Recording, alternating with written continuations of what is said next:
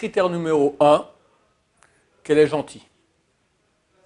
Critère numéro 2, notre niveau de religion est égal et on a les mêmes ambitions. 3, vérifier tout ce qui concerne la santé chez elle, dans sa famille, s'il y a des choses héréditaires, des problèmes, santé physique et santé mentale. Des fois, il y a des problèmes qui peuvent être héréditaires aussi de santé mentale. S'il y a tout ça, Mazal Tov, il faut aussi du sentiment. C'est pas que ça. On peut rencontrer quelqu'un et tout va bien. On s'entend tout à fait au niveau religieux, elle est très gentille, au niveau santé, tout va très bien, mais on ne ressent rien. Alors on fait 8 rencontres au maximum. Normalement, entre la 5e rencontre, chaque rencontre doit faire environ 2 heures, pas plus, pas moins. Et au bout de 5 rencontres, entre 5 et 8, le sentiment doit venir. C'est pas qu'on est tombé fou amoureux, des fois oui, mais il y a un petit quelque chose qui se réveille qui me dit, si je continue, je plonge, quoi. Je vais tomber amoureux de cette femme, et la femme pense aussi comme ça. Des fois, c'est à sens unique. Lui, il pense, elle ne pense pas. Ou le contraire, elle pense, et lui, il ne pense pas. Quand il y a eu des deux côtés, et au niveau rationnel, tout correspond, c'est bon, il n'y a pas à attendre plus, et on peut se fiancer, se marier rapidement. Il ne faut pas attendre. Il ne faut pas attendre pour le mariage. En Israël, on autorise 3 mois maximum entre le fiançailles, c'est-à-dire pas la fête du fiançailles, l'officialisation, on appelle ça le vort, d'accord, et le mariage.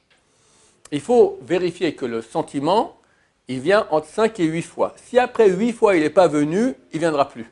Déjà, des gens font des fois 12 rencontres, 15, 20, 30, ça ne change rien. Tu ne sauras pas plus sur la personne après 30 rencontres qu'après 10 rencontres. Pourquoi ? Au bout de 8 rencontres de 2 heures, tu as eu déjà 16 heures d'interview. 16 heures d'interview. Alors la moitié, on a parlé de ci et de ça. Mais 8 heures, on a parlé de nous-mêmes. C'est énorme. Donc la personne en face se connaît très très bien. Donc rajouter des rencontres, ça ne sert à rien. Si au bout de 8 rencontres, le sentiment n'est pas venu, on ne sent pas qu'un sentiment peut éclore et venir, bien que tout est parfait, on arrête.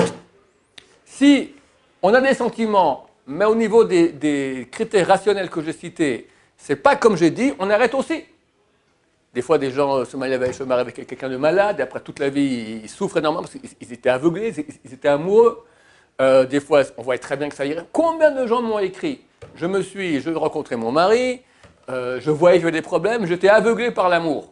Combien m'ont écrit dans leur vie ? Combien ? Elle dit même aveuglé. L'amour, ça aveugle. Donc, il ne faut pas être aveuglé, il faut être super rationnel, bien vérifier qu'il y a des bonnes mindotes gentilles, ou dans les deux sens, d'accord ? Lui, la femme pour l'homme, elle doit vérifier qu'il est gentil, qu'il est responsable, qu'il est sérieux, qu'il est droit. C'est important ces choses-là. Il y a beaucoup de roublards, de menteurs, de tout. Après, niveau religieux, même niveau, mêmes ambitions. La famille, le background, que tout correspond à peu près à ce qu'il nous faut, surtout au niveau de la santé. S'il y a des sentiments qui vont éclore, c'est bon. Si il manque une de ces conditions-là, on ne se marie pas, même si on est fou amoureux. Même si on est fou amoureux. On arrête. Oui, une question. Et si c'est 2 Baal Tshuva et la fille elle est un tout petit peu moins que le garçon, c'est 2 Baal Tshuva? Alors si on n'est pas au même niveau exactement, mais on a les mêmes ambitions, on veut la même chose, c'est bon. Mais le problème est le suivant. D'habitude, je prends un exemple par exemple, je ne sais pas moi, la fille elle est moins que le garçon. D'accord ? Mais le garçon, il est bien. Et il a tapé dans le mille, d'accord ? Il est génial ce garçon. Donc elle lui dit, non mais c'est bon, je veux avancer, la tati, tatati, tatata, elle lui fait moins merveille. Et lui, il la croit. Et même elle est sincère. Des fois, elle est sincère. Pourquoi ? Parce qu'elle ne se rend pas compte, c'est marqué que tu donnes 1 centime à un juge pour juger en 2 personnes. Un des deux lui donne, il y a 2 personnes, Rouven et Shimon. Un des deux, Shimon, va et donne 1 centime au juge, pas pour juger pour Shimon, pour juger équitablement. Je sais que vous êtes très bien, je vous fais un petit chèque de 1 centime, d'accord ? Le juge ne peut plus juger. Pourquoi ? Noga Badavar, il est déjà partial. Là, maintenant, la bonne femme, le type, il doit taper dans le mille. Alors, elle est super partiale. Elle est prête sincèrement à faire des efforts énormes pour lui. Il dit oui. Et une fois qu'on se marie, et il est dans la poche. Elle n'a plus envie. Ça lui casse les pieds. Mais tu m'as dit que, oui, mais ça me casse les pieds. Qu'est-ce qu'il va faire ? Un boulet toute sa vie. Donc c'est ça le vrai problème. S'il y a une petite différence, elle est sincère, on sent qu'elle veut vraiment avancer, puis c'est la même chose, puis en fait, ok. Mais c'est déjà un peu plus que cela, allez savoir, d'autant plus que, comme j'ai dit, elle est amoureuse, elle est intéressée, etc., etc. Donc, des fois, elle est menteuse, tout à fait, mais d'habitude, ce n'est pas le cas, elle est sincère, mais elle ne se rend pas compte que sa motivation n'est pas une motivation d'amour de Torah, motivation d'amour de garçon. Le garçon dit, tu veux moi, il me faut Torah. Bon, je veux Torah, j'aime la Torah, j'adore la Torah. Je t'adore, j'adore la Torah. Elle fait un méli-mélo, d'accord? Et une fois qu'il est dans la poche, patatras astronomique. D'accord? Faire attention, c'est pas, il n'y a rien de plus sérieux comme décision dans la vie que le mariage. Il faut bien s'opposer. Alors, pas non plus avoir trop peur. Aujourd'hui, il y a plus de divorces que de mariages. D'accord?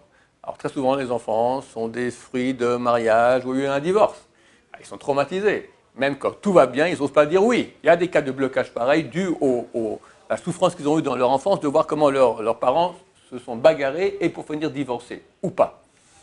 Mais il ne faut pas non plus aller à la légère, le juste milieu. Comme je dis, s'il y a des bonnes midotes, il y a une bonne entente au niveau thoraïque, au niveau du background de la famille, ça va bien, santé, etc. On sent que le peut éclore, on se marie, aucun problème, c'est bon. Le physique. Alors, Rav Chaim Kanevski dit que ça ne sert à rien. Mais il parle pour les gens de Bnei Brak qui ont reçu l'éducation de Rav Chaim Kanevski. Aujourd'hui, un Français moyen, il a vu au moins 100 000 femmes dans sa vie. Au moins, ça prend une grande place quand même dans les gigas d'accord de la mémoire du type. Donc, on ne peut pas lui donner une... Le Shulchan Aruch, il dit qu'on a le droit de prendre, comme ça c'est écrit, que quand on va, on n'a pas le droit de regarder des femmes, mais quand on va à un chidour, on peut regarder, si on regarde de façon pudique, on peut regarder la femme, avec on se marie, on doit regarder, avec je me marie.